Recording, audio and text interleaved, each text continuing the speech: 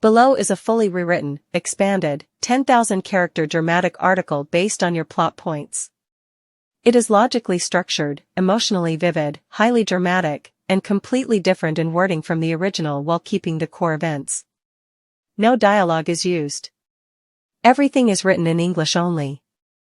In the quiet shimmer of early evening, the gardens outside the metro court had the kind of calm that made Port Charles look deceptively peaceful. Lanterns glowed along the pathways, guests murmured over late dinners, and the faint scent of rosewater drifted through the air. It was in this fragile stillness that young Wiley spotted Willow standing alone near the fountain, her posture tight with the weight of decisions she could barely carry anymore. His small feet pattered across the stone garden path as he flung himself into her arms, unaware that this brief moment of sweetness would ignite a chain of emotional unraveling none of the adults were prepared for. Willow followed Wiley's tug and allowed him to lead her toward one of the gardenside tables. There, Michael sat across from Jacinda Bracken, whose presence turned every eye in the vicinity alert. The air tightened the moment Willow stepped into their circle, carrying the child in her arms. Guests who had been content to mind their own business suddenly paid attention, sensing the quiet collision of unresolved tensions and complicated histories. No one missed the way Willow scanned Jacinda from head to toe, nor the carefully restrained judgment simmering beneath her calm exterior. Willow's gentle jabs at Jacinda's expense were delivered with an almost playful tone, but underneath them pulsed a deeper resentment she had no intention of hiding. That resentment only deepened when she realized Jacinda was working under Nina Reeves, an arrangement that immediately suggested Michael's involvement. Willow knew too well how Michael operated when he wanted to engineer a situation quietly, and the presence of Nina's assistant at his table sent a warning through her gut. It was not simply jealousy or territorial instinct, it was fear that Michael, once again, had crossed a line she thought she had drawn clearly enough. Michael, sensing the rising storm, tried to gently conclude the evening and suggested they bring Wiley home. Yet even this simple plan fractured when Wiley insisted that Jacinda join them, eager for her to meet his cherished stuffed spider. That innocent enthusiasm, so characteristic of a child untouched by Port Charles's political, romantic, and criminal pandemics, ended up being the spark that set Willow ablaze. Watching Michael board the train with Jacinda by his side felt like the confirmation of every suspicion she had been quietly burying to keep the peace. When the train disappeared into the night, Willow was left standing in the fading glow of the lanterns, her emotions boiling over. She could no longer contain the truth she had been avoiding. She resented the presence of this woman around her children. She resented Michael's hidden plans. She resented the secrecy. And most of all, she resented being forced into the role of bystander in her own life. The confrontation that followed between her and Michael was laced with accusations sharper than any weapon, and the most painful blow came when she realized he had indeed been the one to plant the gun in her room. That violation, in her eyes, eclipsed every questionable decision Jacinda had ever made. Once Michael left the battlefield of their broken conversation, he retreated to the Quartermain kitchen, one of the few places in the estate where he could breathe without the weight of generations hanging over him. Jacinda was there, almost as if the universe was determined to challenge him in every direction. Yet the tone between them shifted dramatically.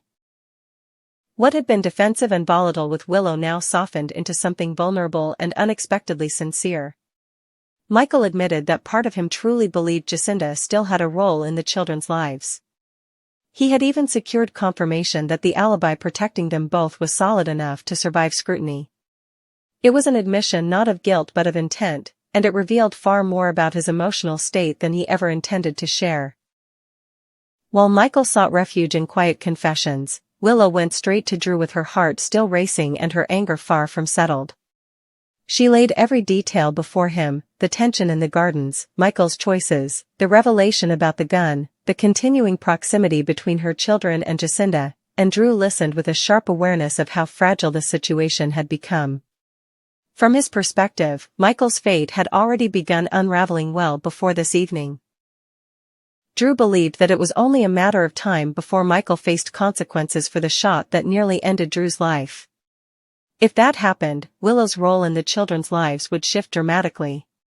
She would no longer be forced to negotiate terms with Michael, she would become the sole anchor the children could rely on.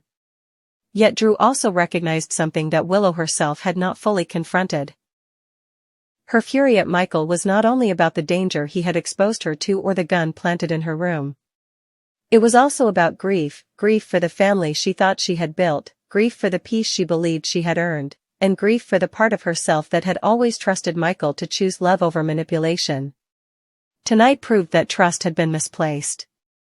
The tension between all of them, Willow, Michael, Jacinda, Drew, was no longer a series of isolated incidents. It had evolved into a volatile constellation of motives, secrets, and consequences orbiting around the same emotional core, the children. Wiley's innocence made the stakes unbearably high. Every adult in his life believed they were acting out of love, yet their actions collided with one another in destructive, spiraling ways that threatened the very stability they claimed to protect. In the hours after the confrontation, Willow wandered her home feeling unmoored. Memories of the garden replayed in her mind, Wiley's laughter, Jacinda's poised expressions, Michael's forced calm. It all felt like a distorted dream she couldn't escape. Her fear for the future grew in the spaces where truth and betrayal overlapped, and she began to realize how little control she had over the unfolding narrative of her family. Meanwhile, in the Quartermain mansion, Michael lingered in the quiet kitchen long after Jacinda left. The house's echoing hallways carried reminders of the scrutiny he lived under, every mistake catalogued, every decision compared to the generations before him. Tonight had shown him a reflection he wasn't ready to face, a man drifting dangerously close to the same moral compromises he once condemned in others. Jacinda's presence didn't make things easier. She understood him in a way few people did, which made her both dangerous and comforting.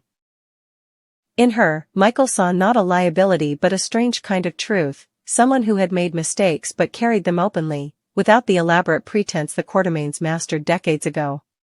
His desire to keep her connected to the children was not simply emotional, it was symbolic of a different kind of future he had hoped to build.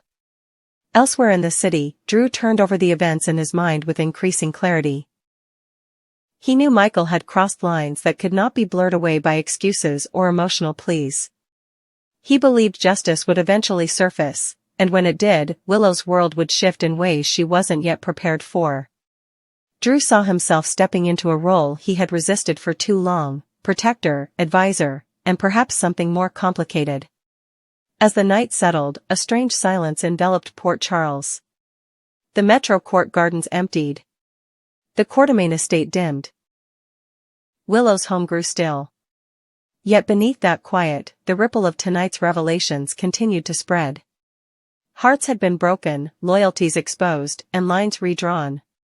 What had seemed like a simple encounter between a child and his mother had spiraled into one of the most emotionally explosive turning points Michael and Willow had faced since the early days of their fractured relationship. The consequences would not be immediate, but they would be inevitable. Michael's choices, Jacinda's involvement, Willow's grief, and Drew's expectations had all begun to converge into a reckoning none of them would outrun.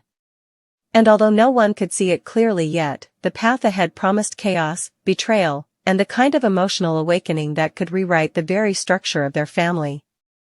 In Port Charles, peace was always temporary. Tonight proved it once again.